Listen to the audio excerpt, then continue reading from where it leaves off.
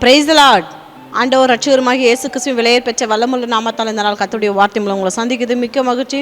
இந்த நாள் கர்த்தர் நமக்கு கொடுத்த வார்த்தை நீதிமொழிகளின் புத்தகம் 22ஆம் அதிகாரம் 5ஆம் வசனம். மாறுபாடு உள்ளவனுடைய வழியிலே முள்ளுகளும் கண்ணிகளும் உண்டு, தன் ஆத்துமாவை காக்கிறவன் அவைகளுக்கு தூரமாய் விலகி போவான். ஹல்லேலூயா. வேதம் சொல்லுகிறது, மாறுபாடு உள்ளவனுடைய வழியில என்ன இருக்குமா? முள்ளுகளும் கண்ணிகளும் உண்டு. அன்பு தேவ ஜனமே, உன்னுடைய நண்பர் யாரு நீங்கள் அறிஞ்சு கொள்ளணும்.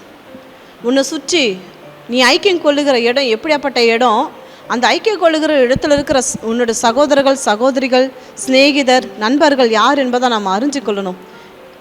வேதம் அதை தான் சொல்லுது, மாறுபாடு உள்ளவனுடைய வழியில் என்ன இருக்கா? முள்ளுகள் இருக்குமா, கண்ணிகள் இருக்குமா? அன்பு தேவ ஜனமே, இன்றைக்கி எத்தனை பேர் கூட நம்ம பழகிறோம், பேசுகிறோம், சில நட்பு கொண்டுடுறோம். ஒரு முறை 2 முறை மீட் பண்ணால் அவங்களோட பழக்கம் வச்சுக்கிறோம், நம்ம நட்பு கொண்டுடுறோம். ஃபேஸ்புக் மூலம், ட்விட்டர் மூலம், வாட்ஸ்அப் மூலம் அநேக சிநேகிதிகள் உண்டு. ஆனால் அவர்களுடைய வழியில் என்ன இருக்குதுன்னு நம்ம ஆராய்ச்சி பார்க்கணுன்னு இன்றைக்கு தேவனுடைய வார்த்தை நம்ம நோக்கி வருது. முள்ளுகளும் கண்ணிகளும் உண்டு. மாறுபாடு உள்ளவனுடைய வழியில் என்ன இருக்கான்? முள்ளுகளும் கண்ணிகளும் உண்டு. அந்த மாறுபாடு உள்ளவனுடைய அப்படின்னு வேதம் சொல்லுது, தீயவர்கள், தீய எண்ணம் கொண்டவர்கள், தீமையான எண்ணம் கொண்டவர்களுடைய வழிகள் என்ன இருக்குதான்? முள்ளுகளும் கண்ணிகளும் உண்டு. தங்கள் ஆத்துமாவை காக்கிறவன் அவைகளுக்கு தூரமாக விலகி போவான். தன் ஆத்துமாவை காக்கிறவன் என்ன பண்ணுவானா? தூரமாக விலகி போவானா. தன் ஆத்துமாவை பற்றி எச்சரிக்கையாக இருக்கிறவர்கள் என்ன பண்ணுவாங்களாம்? துன்பங்களிலிருந்து விலகி வாழ்வார்கள். துன்பங்களிலிருந்து, தொல்லைகளிலிருந்து தன் ஆத்துமாவை காத்துக்கொள்ள விரும்புகிறவங்க துன்பங்கள்லேருந்து, தொல்லைகளிலிருந்து எப்படி இருப்பாங்களாம்? விலகி இருப்பாங்க, விலகி வாழ்வாங்க. இன்றைக்கு உங்களுடைய ஆத்துமாவுக்கு ஆனந்தம் உண்டாக்கும் வார்த்தைகள் அநேகர் சொல்லலாம், ஆற்றலாம், தேற்றலாம். ஆனால் அந்த வார்த்தைகள் எப்படியாப்பட்ட வார்த்தைகள்? அந்த வார்த்தையில் முள் இருக்கா, கண்ணி இருக்கா? ஆராய்ச்சி பார்த்துருக்குறீங்களா?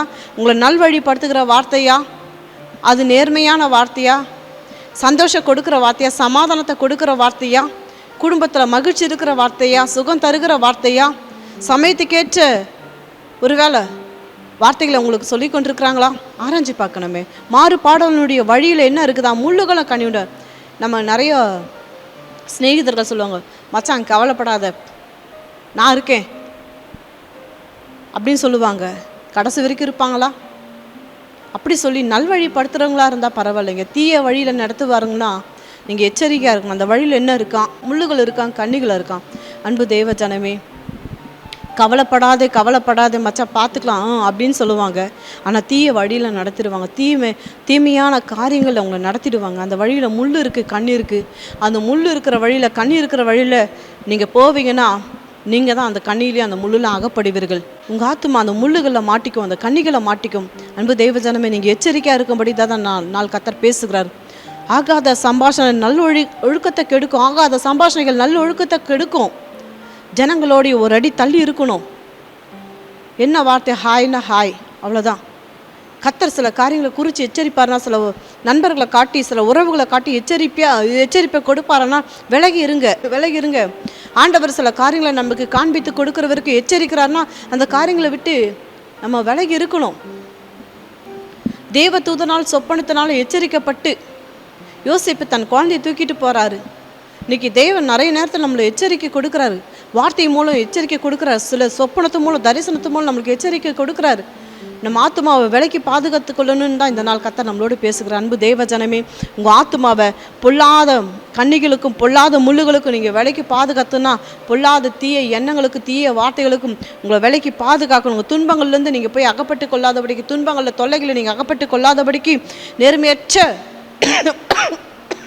வழிகளை நீங்கள் அகப்பட்டு கொள்ளாதபடிக்கு விழிப்புடன் இருந்து அவங்க கிட்ட ஜாக்கிரதை வந்து விலகி வர பாருங்கள். உங்கள் ஆத்துமாவை நீங்கள் காத்துக்கொள்ள அது வழியாக இருக்கும், உங்களுக்கு வழிகாட்டியாக இருக்கும். அன்பு தேவ ஜனமே, இந்த நாள் அவியானவரே, உங்கள் திருக்கரத்தில் என்னை முழுமையாக அர்ப்பணிக்கிறாண்டவரே. என்னை நானும் ஆராய்ச்சி பார்க்க என்னோட பேசியிருக்கிறீங்களப்பா அப்படின்னு நீங்கள் கேட்பீங்கன்னா நிச்சயம் கர்த்தர் உங்களுக்கு சில காரியங்களை எச்சரிப்பூட்டுவார், நினைப்பூட்டுவார்.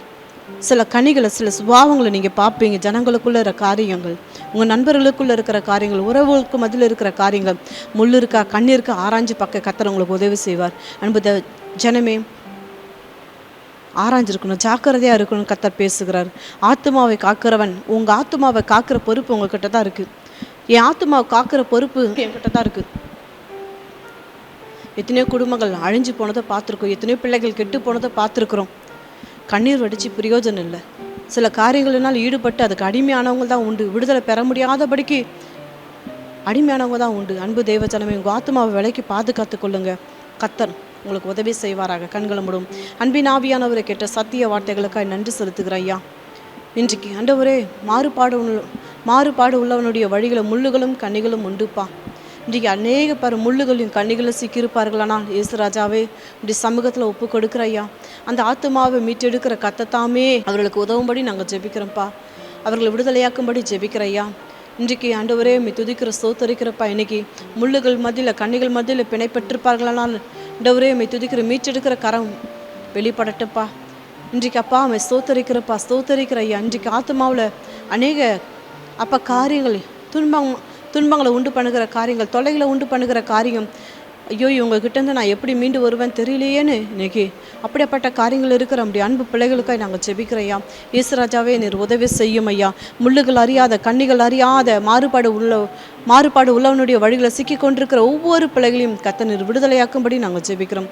எங்கள் ஆத்துமாவை காத்துக்கொள்ள கர்த்தர் பிள்ளைகளுக்கு உதவி செய்யுங்க. அதற்காக நன்றி செலுத்துகிறோம்.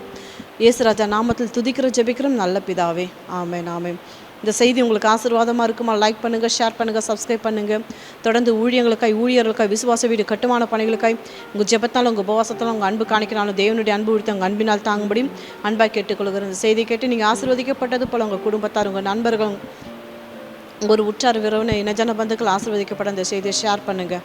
கர்த்தர் உங்களை ஆசீர்வதிப்பாராக. God bless you. Have a blessed day.